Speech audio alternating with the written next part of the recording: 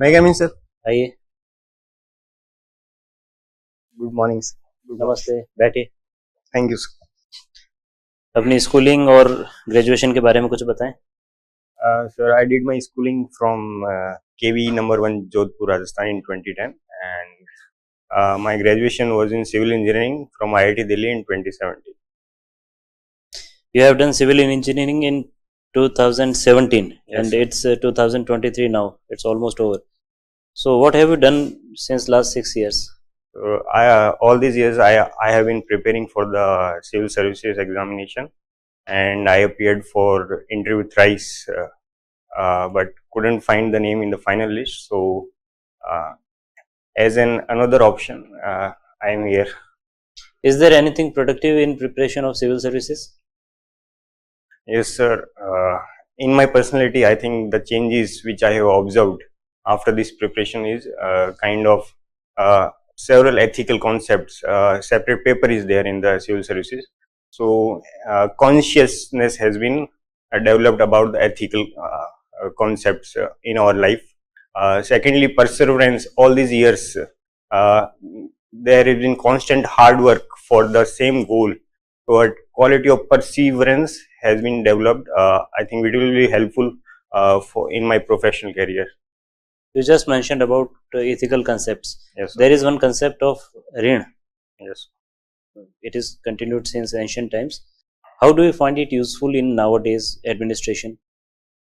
So there are three types of rin in this ancient text: Pitra rin, Dev rin, and Guru rin. So Pitra rin, I think can be we can define in terms of administrative services, like from our ancestors or freedom fighters. Well, if you say we have got this free country, so it is our rin towards them to build this into what they have envisioned at the time of freedom. So I think in that context it is relevant. Okay, you are a civil engineer. Let us take a situation. You are assigned to build a bridge on a river with full of boulders. There are a lot of boulders, so it's a rocky river. Yes, sir. What kind of bridge will you make there? So it depends on width of the river mainly. Mainly for large, long width rivers, the suspension bridges are built, and because they are also cost effective. For example, in Kota also, cable stayed bill bridge is there on the Chambal river, and in the Bandri Worli Sea Link, that is also cable stayed. While in the Yamuna, in the Delhi, there is signature bridge, which is single pylon cable stayed. As a civil engineer, tell me some salient features of Howrah Bridge. Only engineering features. Yeah. So it is firstly it is a steel bridge, which is cantilever type, and one of the main feature is it is fully riveted bridge. There are no bolts or this, and it also opens up for the traffic on the river. Okay, thank you, sir. किसी building को भूकंप से बचाने के लिए इसमें क्या ध्यान रखना होता है? जी सर, पहला तो फाउंडेशन पे ज्यादा ध्यान देना होगा कि मतलब जो फाउंडेशन है वो वीक नहीं होनी चाहिए, वहाँ सॉइल लिक्विफेक्शन प्रोन नहीं होना चाहिए, क्योंकि अगर अर्थक्वेक आ गया तो फाउंडेशन ढह जाएगी और इम्बैलेंस क्रिएट हो जाएगा. सेकेंडली, तो ऐसे अगर सॉइल खराब है तो वहां पर मैट फाउंडेशन सलाह दी जाती है, छोटे स्ट्रक्चर के लिए, और बड़े स्ट्रक्चर के लिए पाइल फाउंडेशन. सेकेंडली, ब्रेसिंग जरूरी है, मतलब जो जॉइंट्स है, ओपनिंग्स है, डोर्स, और वहां पर और अगर मैसनरी स्ट्रक्चर है ब्रिक, तो वहां पर अर्थक्वेक सिस्मिक बेल्ट्स प्रोवाइड किए जाते हैं विंडोज, डोर्स और इनके ऊपर. थर्डली, आरसी स्ट्रक्चर डेवलप किया जाना चाहिए, ब्रिक और स्टोन स्ट्रक्चर नहीं डेवलप किया जाना चाहिए, क्योंकि आरसी स्ट्रक्चर मोर रेजिलियंट होता है अर्थक्वेक. फोर्थली, एक्टिव मेथड्स भी अडॉप्ट किए जा सकते हैं, जैसे ताइपे 101 जो है उसमें ट्यून्ड मास डैम्पर ऊपर टॉप फ्लोर पे स्थापित किया गया है. तो भूकंप आए और हाई राइज बिल्डिंग में कोई रह रहा है, तो उस समय उसको बिल्डिंग के अंदर रहना चाहिए, बाहर आ जाना चाहिए?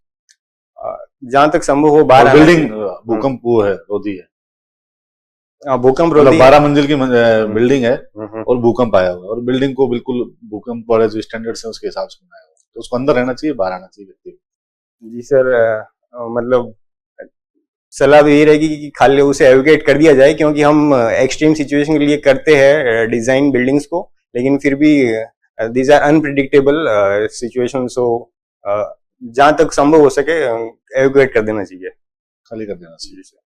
ऐसी कोई बिल्डिंग या स्ट्रक्चर सिविल इंजीनियरिंग की दिशा से दृष्टि से भारत में जो आजादी के बाद बना हुआ?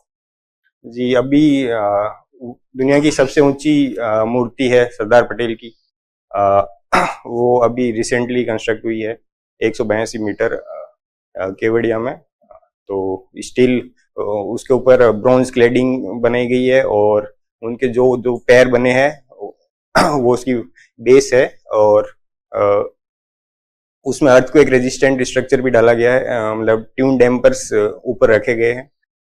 तो एक तो ये हो गया। दूसरा, ब्रिज बने हैं काफी इंडिया में, जैसे बांद्रा वर्ली सी लिंक है, सिग्नेचर ब्रिज है, और तीसरा काफी डैम प्रोजेक्ट इंडिया में बने हैं, जैसे अभी ये सुबानश्री का प्रोजेक्ट चल रहा है अरुणाचल प्रदेश में, और उत्तराखंड में काफी डैम प्रोजेक्ट। उत्तराखंड में मतलब पहाड़ों में जहां भी हम जाते हैं तो देखते हैं कि वो चट्टानें इस तरह से होती हैं, कभी भी लगता है कभी भी गिर सकती है, वो अपन रोड से जा रहे हैं फिर भी इस तरह क्यों बनाई जाती है, उनको खत्म क्यों नहीं कर देते? सर, वो जो बेडिंग है वो बेडिंग अगर डाउन स्लोप नहीं है तो उससे हमें कोई समस्या नहीं होगी। अप स्लोप है तो वो मतलब स्टेबल है, तो उसको खत्म करने की कोई सवाल नहीं उठता। अगर वो डाउन स्लोप है तो वहां पर स्टेबिलिटी प्रोवाइड करने के लिए जियो टेक्निकल इंजीनियरिंग के जियो टेक्सटाइल या फिर ग्राउटिंग या बोल्टिंग ये सब करने की आवश्यकता पड़ती है। लेकिन जो अप स्लोप है तो वो तो अपने आप स्टेबल ही है, तो उसको अनस्टेबल नहीं करना। अभी एक जो शहर बसाए जा रहे हैं नए, उनमें बीच बीच में ग्रीन फॉरेस्ट कवर जो है वो डेवलप किए जा रहे हैं शहरों के बीचों बीच। इस पैटर्न का एक पर्टिकुलर नाम है? सर, पर्टिकुलर नाम तो मुझे ध्यान नहीं, लेकिन दिल्ली मास्टर प्लान मैंने देखा, उसमें ब्लू ग्रीन आर्किटेक्चर का शब्द मैंने सुना था, शायद वो हो सकता है, लेकिन पर्टिकुलर नाम मुझे ध्यान नहीं। अहमदाबाद में या फिर गुजरात में कोई शहर जो है वो उसके आसपास एरिया में कोई जापानीज है, उन्होंने हाँ सर, वो मेथड का नाम मुझे मियावाकी मेथड कहा जाता है उसे। उससे क्या फायदा है, मतलब क्या जरूरत महसूस हो रही है? वो ऐसी समस्या है कि सर क्लाइमेट चेंज की वजह से हमारे शहरों में जो अर्बन हीट आइलैंड इफेक्ट है वो काफी बढ़ गया है, जिससे कि वहाँ क्वालिटी ऑफ लाइफ एकदम गिर गई है। पॉल्यूशन तो वैसे ही हमारे शहरों को परेशान करके रखा है, ऊपर से क्लाइमेट चेंज की वजह से और पॉल्यूशन के फैक्टर की वजह से जो हीट है वो बहुत ज्यादा हो गई है। तो क्या ग्रीन बिल्डिंग्स क्या होती है? ग्रीन बिल्डिंग्स वो सर 3-4 एस्पेक्ट है इसके। एक तो एनर्जी एफिशिएंट होनी चाहिए, दूसरा जो मटेरियल यूज किए जाते हैं वो सस्टेनेबल होने चाहिए, जैसे रिवर सैंड की जगह एम सैंड यूज की जा सकती है। तीसरा जो वेस्ट प्रोडक्ट निकलते हैं उनका डिस्पोजल सही होना चाहिए। आपके जोधपुर में ऐसी कोई बिल्डिंग, कोई एग्जांपल बता सकते हैं जो हाल ही में बनाई गई हो, डिजाइन की गई हो, जो ग्रीन बिल्डिंग की श्रेणी में आता हो? सर, जोधपुर का तो स्पेसिफिक मुझे ध्यान नहीं है, लेकिन दिल्ली में पर्यावरण भवन है, वो ग्रीन बिल्डिंग के तौर पर डिजाइन किया गया है। उसे बहुत सारी जगहों पे, दिल्ली ही क्यों, बहुत सारी जगहों पे ग्रीन बिल्डिंग्स आजकल बनाई जा रही है, उनको उस श्रेणी में रखा जा सकता है, या फिर यूं कहें दे आर ऑलरेडी ग्रीन। कुछ एग्जांपल बता सकते हैं? पुरानी बिल्डिंग हम अगर देखें तो लगभग ग्रीन ही रहती है, उसमें लाइट, नेचुरल लाइटिंग का ध्यान दिया जाता है, और उसमें मटेरियल भी locally available material use. IIT Jodhpur campus के बारे में आप क्या कहेंगे? जी, IIT Jodhpur campus state of the art technology से बिल्ड किया गया है। इसकी खास फीचर है, ग्रीन बिल्डिंग में रख सकते हैं? जी सर, रख सकते हैं। ओके। अभी जो है वो न्यूज़पेपर में एक नाम आता है बार बार, GRAP, क्या है सर? ये ग्रेडेड रिस्पॉन्स एक्शन प्लान है, जो दिल्ली में लागू किया जा रहा है पॉल्यूशन से निपटने के लिए। ओके। ये PM 2.5 और PM 10 क्या होते हैं? सर, पार्टिकुलेट मैटर है PM का फुल फॉर्म, जो साइज 2.5 mm और 10 mm। ये इनका स्टेट और कहां से ओरिजिनेट हो सकते हैं, थोड़ा बता सकते हैं? Sir, road dust is the most common source of PM। दूसरे और कोई? दूसरे सर व्हीकल एग्जॉस्ट से भी मतलब पीएम निकलता है। स्टबल बर्निंग है दिल्ली में बड़ा मुद्दा, उससे भी पीएम निकलता है। मतलब इनको स्टेट के आधार पे देखें तो ये क्या होते हैं? लिक्विड होते हैं, सॉलिड होते हैं, सॉलिड होते हैं या फिर गैस होते हैं? सॉलिड होते हैं, sure? I think I am quite sure. Okay, ठीक है। अभी हिस्ट्री भी आपने चूंकि अपनी तैयारी के दौरान पढ़ा है। जी सर। सिविल इंजीनियरिंग के हिसाब से क्या क्या चेंजेस एंशिएंट, मिडाइवल और मॉडर्न हिस्ट्री में आपने देखे हैं, इंडिया के आर्किटेक्ट में खास करके हम बात करें तो? प्रीवियसली जो आर्किटेक्चर था मेनली रिलीजियस बिल्डिंग पे फोकस था। एंशिएंट टाइम में देखे तो टेम्पल बिल्डिंग। स्टाइल के नाम लेते हुए बताएं आप, दैट इज सुपर फाइन। वो टेम्पल बिल्डिंग, वो कौन सी स्टाइल हमारे एंशिएंट टाइप में फेमस थी, मिडाइवल में, अभी मॉडर्न में?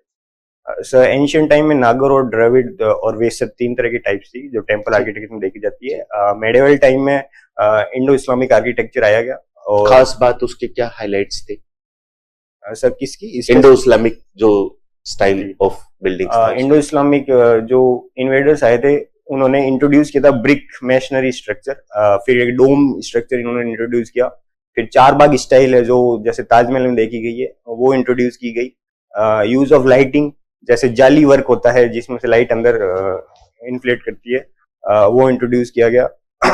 पियत्रा है, अरेबेस्क स्टाइल है जो डेकोरेशन में यूज की गई है। और काफी राजपूत स्टाइल के जैसे छत्रियां हैं उनको उन्होंने शामिल किया, तो एक हाइब्रिड स्टाइल निकल गया। आर्क क्या होते थे उस टाइप पे? आर्क यूज किए जाते हैं बिल्डिंग में, आर्क एंड डोम स्टाइल? जी सर। सो एंशिएंट इंडिया में लिंटल एंड बीम यूज किया जाता था कि 2 पोल खड़े कर दिए और उनके ऊपर एक बीम लगा दी। तो ये मुगलों या ये इस्लाम के इन्फ्लुएंस से ये आर्क और डोम स्ट्रक्चर आया है जिसमें क्या है कि ज्यादा बड़े एरिया को हम कवर कर सकते हैं विदाउट यूजिंग पिलर्स। ठीक है। अभी जो है वो प्रमुख मटेरियल इंडिया के कंस्ट्रक्शन में जो भी बड़ी बिल्डिंग्स वगैरह यूज हम कर रहे हैं उनमें क्या क्या वो प्रमुख मटेरियल्स क्या क्या है? मेनली कंक्रीट यूज किया जाता है। ओके, मेरा लास्ट सवाल आपसे, ये जो इंडिया में रोड्स जो है उनको लेकर के ट्रांसपोर्ट मिनिस्टर माननीय साहब ने जो है वो पिछले दिनों एक बात की थी और सिविल इंजीनियर को जो है वो किलर ऑफ द पीपल, लोगों का हत्यारा कहा था। क्या कारण था? सर स्पेसिफिक न्यूज से मैं परिचित नहीं हूँ, लेकिन मुझे लगता है ये जो रोड एक्सीडेंट इंडिया में पूरे विश्व में सबसे ज्यादा है, लगभग 1.5 लाख मौतें हर साल रोड एक्सीडेंट की वजह से होती है। और इसका मुख्य कारण कहीं कहीं डिजाइन फॉल्ट भी होता है कि ब्लैक स्पॉट रोडों में रख दिए जाते हैं। तो मेरे हिसाब से उस कंटेक्स्ट में ये शब्द प्रयोग किया। What are bordering countries of Israel? Sir Israel के साउथ में है इजिप्ट, वेस्ट में है जॉर्डन, ऊपर सीरिया का थोड़ा टच होता है और नॉर्थ में लेबनान टच होता है और साइड ईस्ट वेस्ट में है मेडिटेरेनियन सी। सबसे ज्यादा बॉर्डर किस कंट्री के साथ है? I think there is confusion regarding Jordan और इजिप्ट। यूएस जो है इजराइल को क्यों सपोर्ट कर रहा है, क्या इंटरेस्ट है उसका? यूएस में जो जीव लॉबी है, जो मतलब जीव्स सेकेंड वर्ल्ड वॉर के टाइम काफी जीव्स माइग्रेट कर गए थे यूएसए में, तो उनका वहां पर काफी दबदबा है उनके राजनीति में। तो मेरे हिसाब से वो एक मेन फैक्टर है इजराइल के सपोर्ट का। ठीक है, एक आप लिफ्ट के अंदर हैं और लिफ्ट आपका वजन ले लेते हैं, जैसे 60 किलोग्राम आपका वजन है। लिफ्ट 9.8 मीटर पर सेकंड के हिसाब से जो है ऊपर की तरफ जा रही है, तो आपका वजन कितना हो जाएगा उस समय लिफ्ट? सो एक्सीलरेशन 2 हो गया है, तो मतलब ट्वाइस हो गया नॉर्मल का, तो वजन डबल हो जाएगा।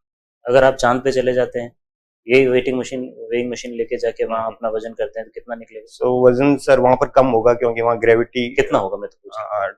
एग्जैक्ट मुझे चांद की जी का फिगर ध्यान नहीं है, लेकिन वहाँ वजन कम होगा, लगभग 2.5 टाइम्स मेरे हिसाब से अर्थ के जी का है।